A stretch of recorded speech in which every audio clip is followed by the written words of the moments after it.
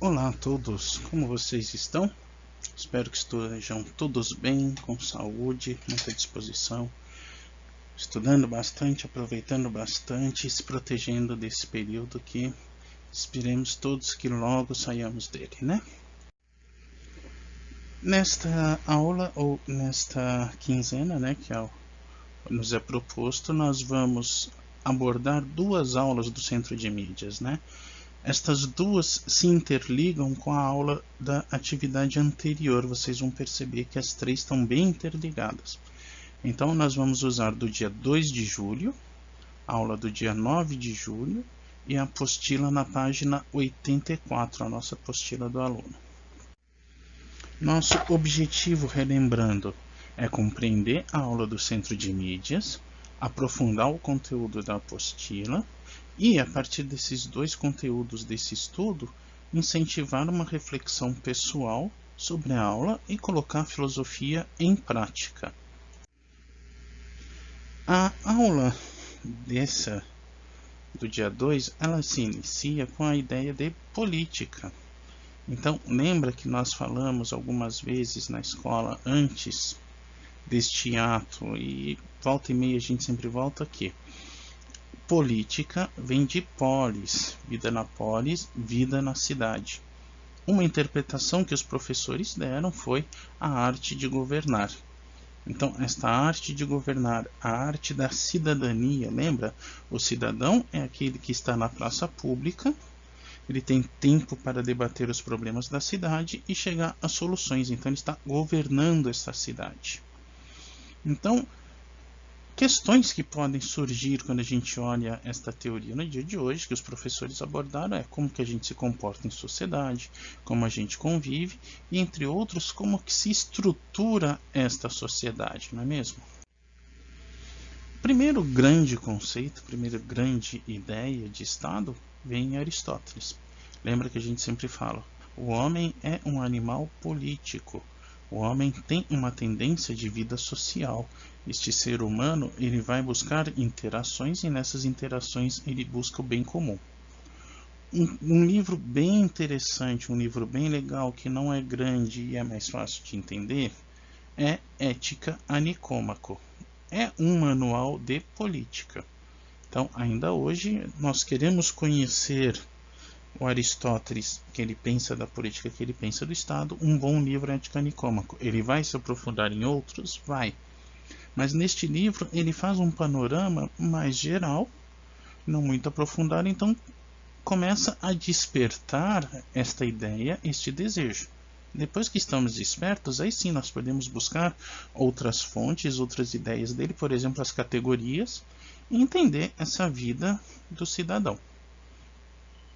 Então, ele entende que a cidade é uma evolução, então nós podemos pensar duas grandes comunidades.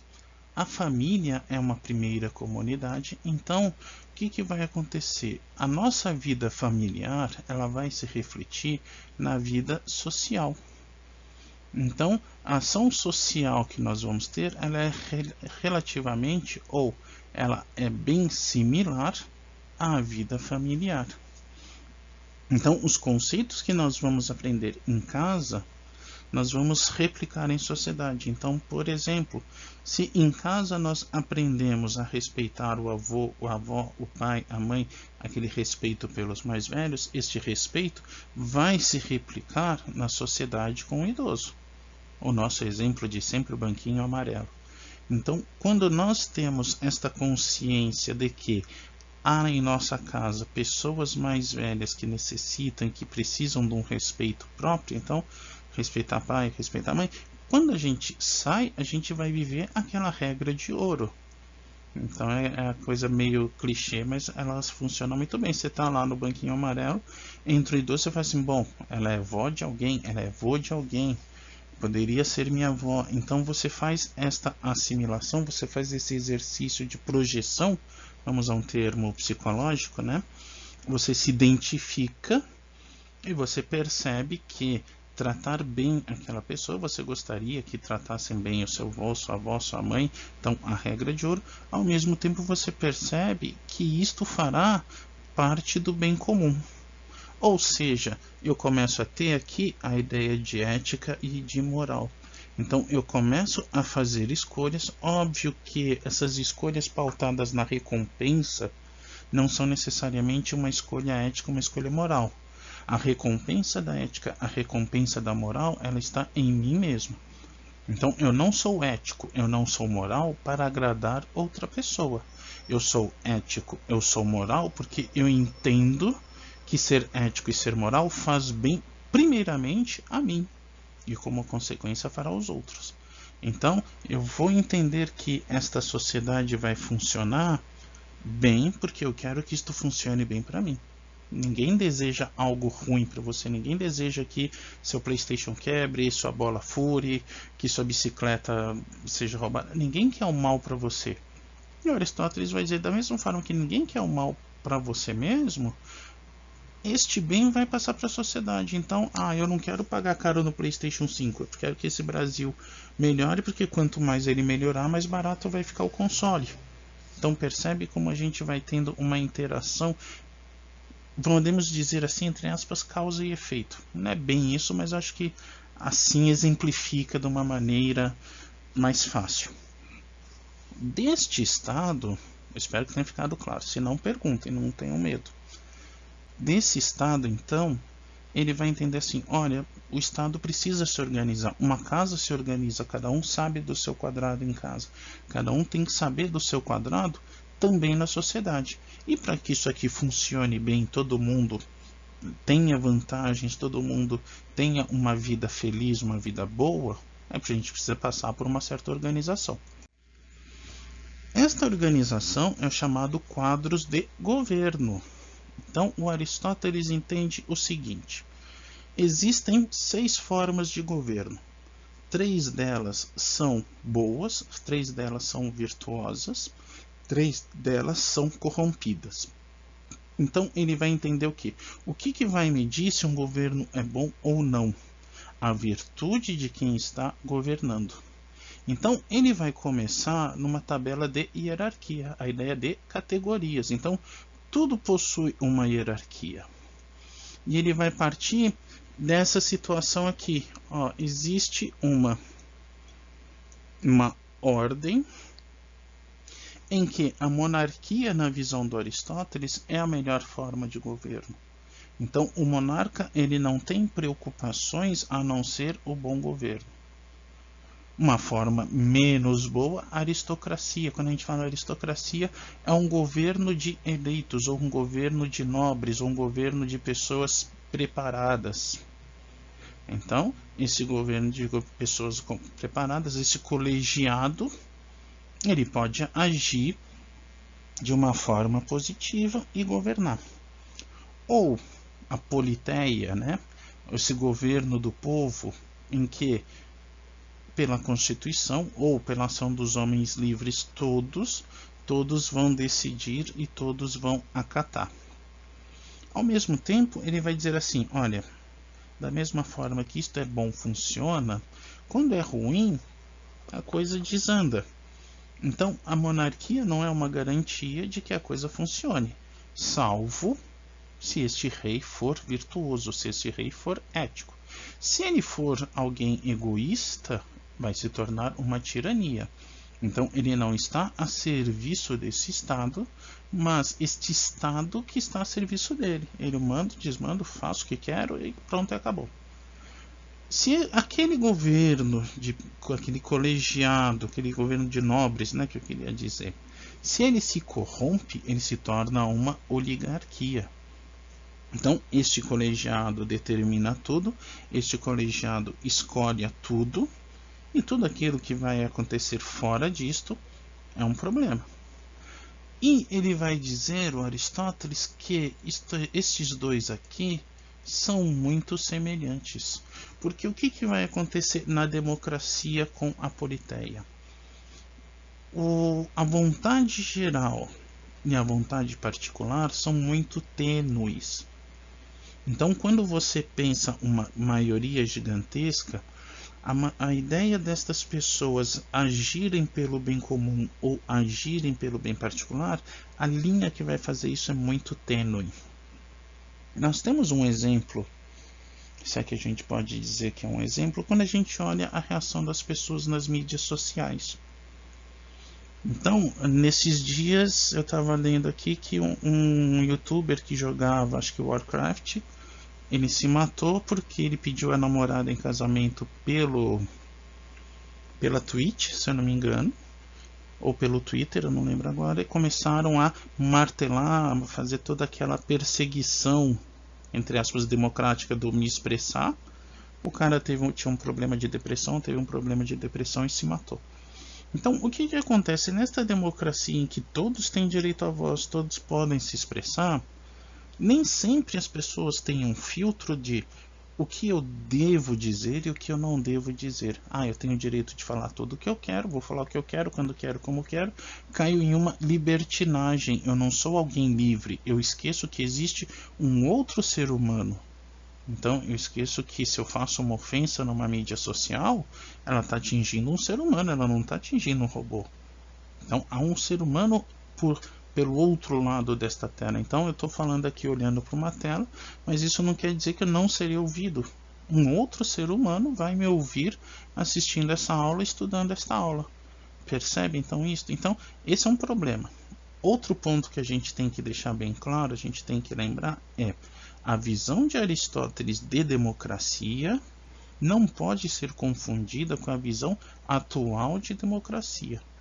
Eu usei esse exemplo, mas assim foi uma situação anacrônica. Eu tirei completamente da ideia aristotélica. Estudando, nós vamos perceber que o que Aristóteles pensa por democracia é uma situação. Quando nós olhamos todo o discurso de Brasil democrático hoje, 2020, é uma outra ideia de democracia, é uma outra visão de poder popular. A gente vai chegar nisso já já. Então, o Aristóteles é a primeira grande raiz do pensamento político, do pensamento do Estado, e surgem na história outros dois grandes pilares. O primeiro, Maquiavel, o segundo, Thomas Hobbes. Então, o Maquiavel, o que ele vai fazer? Ele vai começar, primeiro, combater o absolutismo. Então, lembrem-se, quando começam os reinos católicos, depois com a queda do Império Romano, começa a ter uma relação, uma proximidade muito forte Estado e Igreja. E começa a se ter o conceito de absolutismo. O rei é um ser divino, é um ser escolhido por Deus, e como ser escolhido, ele é intocável. Então, a vontade do rei é uma vontade divina, é uma vontade inquestionável. Vem o Maquiavel e fala assim, não, peraí, o foco não pode ser o governante, o foco precisa ser a república, ou coisa pública, ou política. Então, quando ele escreve O Príncipe, quem não leu, é um livro bem interessante de se ler, ele está demonstrando como que alguém pode chegar ao comando de uma república. E que esta república é fruto das pessoas. Então ele começa a filosofia política. É fruto das pessoas, não é fruto de um indivíduo. Todos se reuniram e criaram este lugar chamado Brasil.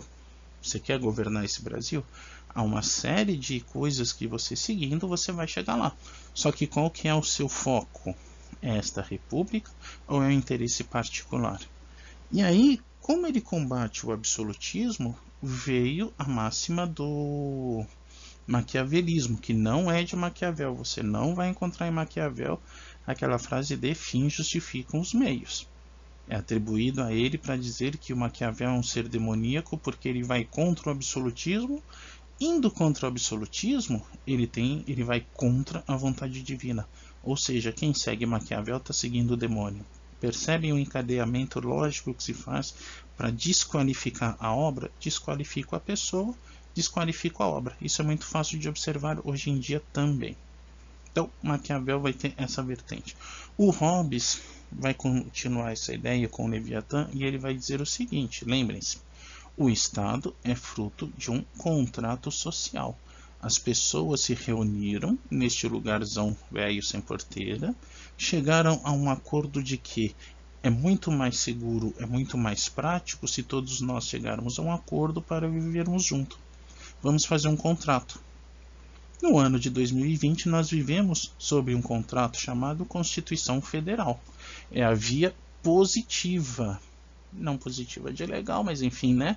É a via jurídica do Estado. Então, esse Estado determina que, a partir desse contrato de todos, a partir desta lei que se aplica a todos, nós vamos constituir um Estado. Dentro deste Estado, eu posso ter um rei. Aquelas formas de governo do Aristóteles podem acontecer à vontade. Só que este rei não é mais um rei divino. Eu posso até ter o caráter divino nele, né?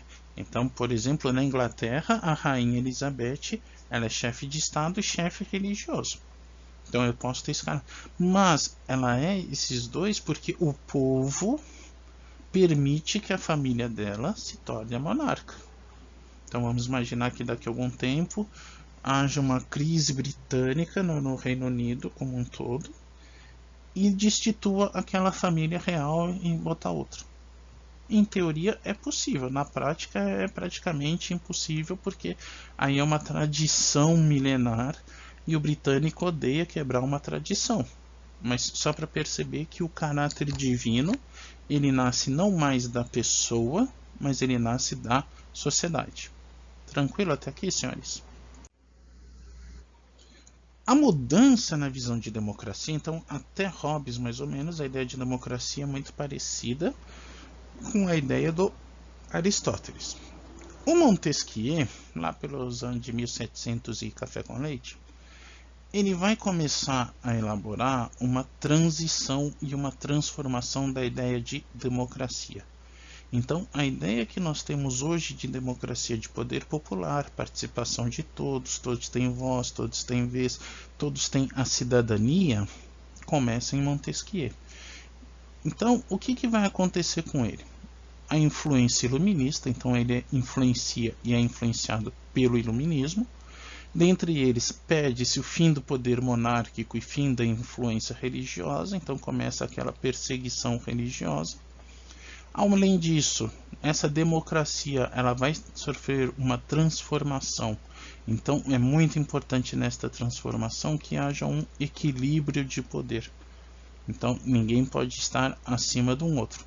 E aí vamos ter liberdade, igualdade, fraternidade. Liberté, égalité, fraternité.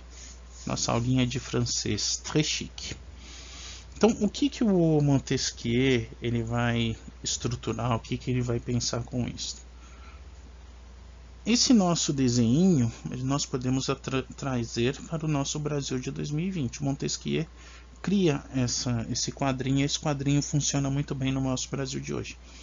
Eu tenho 3 poderes independentes, eu tenho 3 poderes que cada um tem a sua função, e eu tenho 2 poderes que fiscalizam sempre um terceiro poder. Então eu tenho o executivo, o legislativo e o judiciário. Se há algum problema no executivo, eu tenho o legislativo e o judiciário agindo. Se há algum problema no legislativo, eu tenho o executivo e o judiciário visualizando, fiscalizando. Se eu tenho algum problema no judiciário, eu tenho o executivo e o legislativo. Então, o que acontece? O Montesquieu ele busca evitar com que um poder se sobressaia e, se sobressaindo, seja um poder tirânico. Então, eu tenho o Estado como uma grande força. Dentro desse Estado como força, eu vou ter os representantes. Esses representantes não terem um representante acima do outro. Eu terei representantes com funções diferentes. Então, por exemplo, no nosso Brasil, as leis são competência exclusiva do Legislativo. Então, é o Congresso Nacional quem cria as leis. Quem verifica estas leis à luz da Constituição é o Poder Judiciário. E quem executa esta lei, Poder Executivo. Então, em toda esta pandemia, se vocês prestarem atenção nesses tempos, quando foi proposto o auxílio emergencial, o que aconteceu? É uma ideia do Executivo que foi para o Legislativo. Então, o Executivo, para pagar esse dinheiro, precisava do quê? A aprovação do Congresso Nacional. O Congresso observa aquilo tudo, fala, poxa, precisa de uma lei específica, nós vamos criar esta lei, nós vamos votar esta lei, sancionada esta lei, você pode fazer esse pagamento. E o judiciário observa a esse movimento e fala assim, bom, esse movimento de vocês dois está de acordo com a nossa Constituição. Então vocês não estão indo contra aquilo que é proposto para o Brasil. Então isto pode continuar sem problema nenhum. Então é o chamado, ou que está na moda, o termo harmonia dos três poderes. Então quando isto se dá de uma maneira harmônica, esses três poderes se entendem e a coisa funciona. Quando esses três poderes funcionam de uma forma desarmônica, aí vira a casa da mãe Joana e é cada um querendo esse poder e ninguém se entende e vira um Brasil danado. Tranquilo esse quadrinho? Então, a aula do dia 2 de julho, ela termina com esse conceito que é bem bonito no papel, é bem interessante, mas na prática pode gerar algum problema, alguma confusão. E aí, no dia 9 de julho, a aula dos professores do Centro de Mídias vai para a ideia de desigualdade. Então, como que nós podemos pensar que, após toda essa ideia de Estado, eu ainda perceba a desigualdade social? Então, eles partiram da ideia do Rousseau. E para o Rousseau, lembrando, Rousseau é um contratualista. Contratualista era o Thomas Hobbes, a ideia de segurança, o John Locke, a ideia de vida e propriedade, e agora Rousseau com a vontade geral. Então ele vai dizer assim, olha, este mundo era bom, era perfeito, até que um dia um filho de Deus cercou um pedacinho de um lote e falou assim, isto é meu. A partir de agora ninguém mais pode entrar nisso aqui porque isto pertence exclusivamente a mim. Então ele vai entender assim, olha, ele fundou essa sociedade aqui e essa sociedade vai contra a harmonia que existia antes. Então a ideia do Rousseau é qual? O homem é bom, mas a sociedade o corrompe. Esta sociedade o corromper é esta ideia de propriedade, essa ideia de egoísmo. Cerquei algo, falei que é meu e não é mais seu, não é de todos, gera um problema, gera uma ausência de paz, vai gerar uma guerra. Então eu vejo lá um abacateiro bonitão, vou lá pegar o fruto, alguém fala, você não pode pegar porque isso é meu. Eu falo, cadê a plaquinha? Não tem, aí quando você vê, os dois estão se atracando por causa de um abacate. Exemplo bobo, mas é a ideia que o Rousseau tem. Qual que é a solução? Se ele é contratualista, pacto social, contrato social. Então, para o Rousseau, se ele é um contratualista, a solução é o contrato. E neste contrato, ou neste pacto, o que é fundamental e qual é o ponto de partida e de chegada é a vontade geral. Então, Rousseau, se a gente for resumir o pensamento do Rousseau, nós podemos resumir sempre em vontade geral. Tudo o que vai acontecer em um estado tem que ser pautado pela vontade geral. Se foge desta vontade geral, pode não ser realmente uma vontade, vamos dizer assim, virtuosa. Pode ser fruto do egoísmo. Então, este corpo político, ele só vai agir, ou ele só vai acontecer, enquanto estiver de acordo com a vontade geral de todos. O que vai acontecer nesta vontade geral? Eu vou precisar evocar a ideia de cidadania. Então lembrem-se, nós tínhamos falado um pouquinho atrás de que o Montesquieu começa a transformar a ideia de democracia. Então o conceito de democracia para Aristóteles começa a não ter tanto sentido aqui e o Montesquieu transforma no sentido de democracia que nós temos hoje. Além disto, o Rousseau ele vai pensar também no conceito de cidadão. Então, o que é cidadania nessa situação nova? Então, como que a gente pode pensar ser cidadão nesta nova ordem social que nós estamos implantando? E aí vem a ideia de que cidadania ela é respeito ao pacto social. E a legislação, estou tentando marcar aqui, mas acho que não vai ficar bem. Bom, esperamos que sim. Então, o que é ser cidadão? Eu tenho que respeitar a vontade geral, e essa vontade geral eu tenho que respeitar também a legislação, que é o contrato social. Então, a igualdade, ou aqueles três lá, igualdade, liberdade, fraternidade, ela é fruto da lei. Então, cada cidadão, independente da sua condição, é parte essencial disso aqui. Então, os princípios da Revolução Francesa, eles vão surgir da ideia do Montesquieu, da ideia do Rousseau. Revolução Francesa, uma revolução iluminista. Rousseau e Montesquieu têm esta via de mão dupla com o iluminismo, influenciam e são influenciados por ele. Então, o que acontece? Tudo o que passa neste estado tem que ser vontade geral. Toda a ação do cidadão, ela tem que estar de acordo com essa vontade. Quando ela está fora desta vontade, eu perco a minha cidadania. Então, quando eu vou contra a vontade geral, eu deixo de ser cidadão. Ou quando eu não quero me manifestar como cidadão, eu perco a minha cidadania e me torno súdito. Então, por exemplo, o Rousseau vai dizer que a eleição, o papel do cidadão é votar nesta eleição, exercer a sua voz. Se ele se nega a participar desta eleição, se ele se abstém de participar, ele perde a sua cidadania porque ele não exerceu a sua função ativa.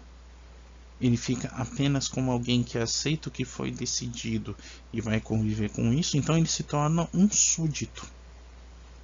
Então, ele diferencia quem é o cidadão. Lembra, na Grécia, o homem livre, aquele que expressa a sua vontade. Quem não tem tempo para expressar se torna um súdito. A mesma coisa com Rousseau. Rousseau bebeu muito na história política. Então, ele tinha muito essa ideia de cidadão dos gregos. Então, você tem a sua chance de se manifestar. Você se manifestou no momento certo, exerceu a sua lei, a vontade geral, beleza, você é cidadão. Você fala assim, eu vou abrir mão de me manifestar aqui, o que vocês decidirem, tá bom? Opa, me torno súdito. Da mesma forma, o governante. Então, o governante não está acima do cidadão, mas o governante é súdito, porque este governante, ele tem como característica cumprir a lei que foi votada, que foi decidida pelo povo, pela vontade geral.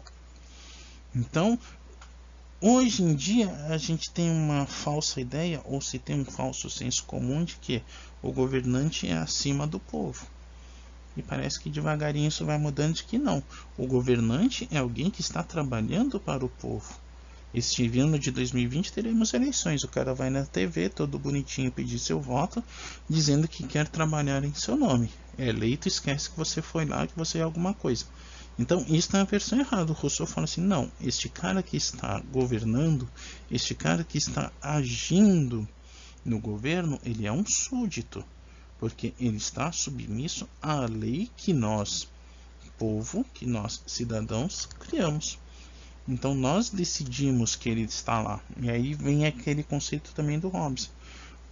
A vontade geral colocou esse governante lá. Se ele não trabalhar visando a vontade geral, este cidadão, este corpo, vai lá e o tira pelo bem da vontade geral. Aqui embaixo está o link do artigo que eu tirei esse texto, né? Um artigo interessante. Depois eu vou colocar lá na página de vocês, quem alguém quiser dar uma olhadinha nesse conceito, aprofundar. Nossas sugestões. Oba! Então, uns filmes mais políticos, mas para a gente também não ficar muito cabeça, 300, a ideia de democracia, aquela visão do grego de democracia, V de vingança, a questão da anarquia. Então, é uma frase bem famosa, quando o Vera fala que não é o povo que deve temer o governante, mas o governante que deve temer o seu povo. Getúlio é um filme nacional mostrando o Getúlio Vargas, os últimos dias dele. É interessante por ser nacional, então essa questão do apego ao poder. E para o absolutismo, o Homem da Máscara de Ferro. Então, esse era um filme que passava na Globo volta e meia de fim de semana, absurdamente. Agora faz um bom tempo que não passa, mas é interessante. São 4 filmes interessantes, aí vai conforme o seu desejo, ou se você já viu um ou outro, ou quer reprisar. Então, esses 4 vão trabalhar de alguma forma algo que nós tratamos hoje. Não se esqueçam de, após todo o seu estudo, fazer a nossa atividade.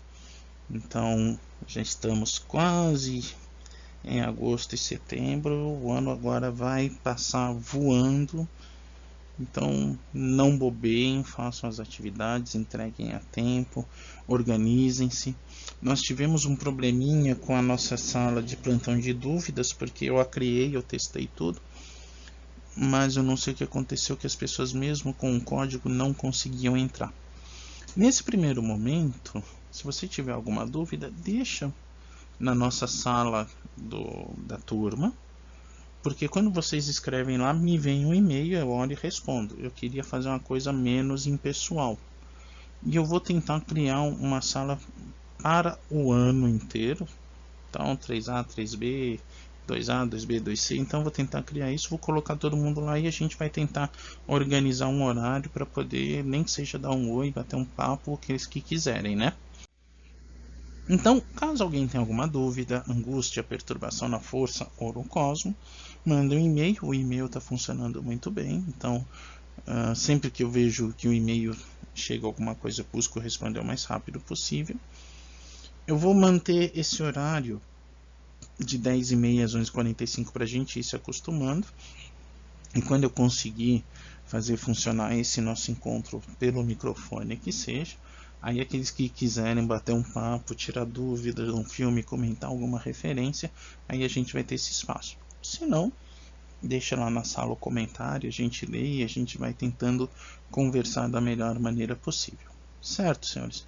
Então desejo a todos muita saúde, bons estudos, boa diversão, cuidem-se bastante e vamos superar isso. Então, a todos uma ótima semana e até a próxima.